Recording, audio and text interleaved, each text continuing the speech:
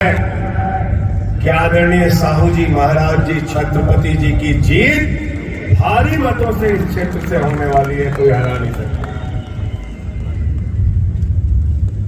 मैं ज्यादा लंबी बात नहीं करूंगा क्योंकि अभी आदरणीय साहू जी को भी बोलना है, शरद पवार जी को भी बोलना है, उद्धव जी को भी अपनी बात रखनी है। मैं दिल्ली से चल के आपके बीच में कहने के लिए आया हूं, हमारे प्रमुख, हमारे मुखिया अरविंद केजरीवाल जी को इस सरकार ने जेल में डाल दिया।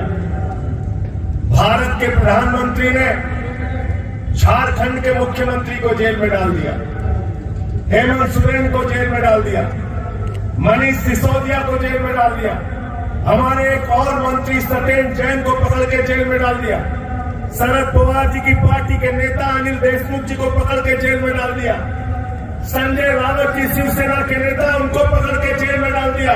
मुझे 6 महीने जेल में रखा, लेकिन मैं प्रधानमंत्री जी से कहना चाहता हूं, चाहे जितनी जेल में डालो, तुमसे लड़ाई जारी रहेगी और इस बार के चुनाव में तुमको इस देश की जनता तुम्हारी तानाशाही का जवाब देगी। दुनिया का सबसे बड़ा लोकतंत्र है भारत। 145 करोड़ लोग अपने वोट की ताकत से नेता चुनते हैं, उनको सांसद बनाते हैं, विधायक बनाते हैं, मंत्री और मुख्यमंत्री बनाते हैं। प्रधानमंत्री जी और उनकी पार्टी सारे विपक्ष को जेल में डालना चाहती है। मुझे तो प्रधानमंत्री जी के ऊपर एक छोटी सी कहानी याद आ गई। एक बार एक लड़का सारे विपक्ष को जेल में डालना चाहते हैं मोदी जी। एक बार एक लड़का ट्रॉफी लेके अपने पापा के पास पहुंचा, उसने कहा पापा मैं फर्स्ट आया, पापा मैं फर्स्ट आया, दौड़ में मैं फर्स्ट आया। पापा ने कहा बेटा बहुत बहुत बधाई तुमको, ये बताओ तुम्हारे साथ प्रतियोगिता में कितने लोग थे? बोले पापा मैं अकेले दौड़ रहा था, फर्स्ट आया, फर्स्ट आया, फर्स्ट आया। वो अकेले चुनाव लड़ना चाहते हैं, सारे विपक्ष को जेल में डालना चाहते हैं। मैंने सुना था कोई कार चोर होता है, कोई बाइक चोर होता है, कोई सोना चोर होता है, कोई घर में घुस के चोरी करता है। प्रधानमंत्री और उनकी पार्टी चोर है, पूरी की पूरी पार्टी चोरी करने जाती है।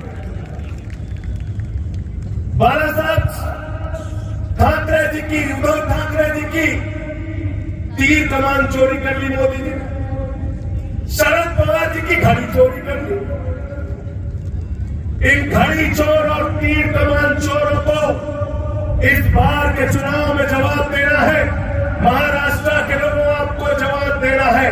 48 की 48 सीटों पर इंडिया गठबंधन जीतना चाहिए, 48 की 48 सीटों पर। और ये घड़ी चोर और तीर कमान के जो चोर हैं, उनको ये बता देना कि आप छत्रपति शिवाजी महाराज के वंशज हैं, उनको मानने वाले लोग हैं, उनके रास्ते पर, उनके पद चिन्हों पर चलने वाले लोग हैं। और छत्रपति शिवाजी महाराज ने कहा था, गद्दारों को माफी नहीं, जो गद्दारी करते हैं उनको कभी माफ मत करना।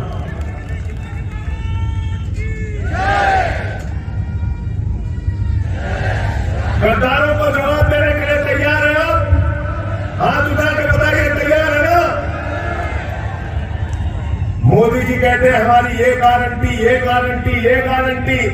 मैंने कहा मोदी जी आपकी सिर्फ एक गारंटी है, झूठ बोलने की गारंटी है। प्रधानमंत्री नरेंद्र मोदी ने 10 साल में इतना झूठ बोला, इतना झूठ बोला, मैं समझता हूं विश्व रिकॉर्ड बन सकता है प्रधानमंत्री। और मोदी जी के बारे में तो मैं कहता हूं, प्रधानमंत्री को कोई बात मालूम हो ना मालूम हो, लेकिन गंजे को भी कंघी बेच सकते हैं भारत के प्रधानमंत्री। गंजे को भी कंघी बेच सकते हैं। इतना झूठ कहने लगे 2 करोड़ नौकरी हर साल देंगे, किसानों की आमदनी 2 गुना करेंगे, इतना काला धन लाएंगे कि 15 लाख हर खाते में जमा हो जाएगा। किसान जब काले कानून के खिलाफ दिल्ली में पहुंचा तो उसके सामने कीले गाड़ दिए गए, किसानों को लाठियों से पिटवाया गया, 750 किसानों ने अपनी शहादत दी। मैं महाराष्ट्र के लोगों आपसे कहने के लिए आया हूं, जिन्होंने 750 किसानों की जिंदगियां ली, उनकी चुनाव में जमानतें जब्त कराने का काम आपको करना है। प्रधानमंत्री जी कहते हैं 400 पार, 400 पार, 400 पार। ये फर्जी नारा है, ये जुमला है, याद रखना। प्रधानमंत्री ऐसे नारे कई राज्य में दे चुके हैं। बंगाल में गए, कहने लगे 200 पार, 200 पार, 200 पार, आई 73 सीट।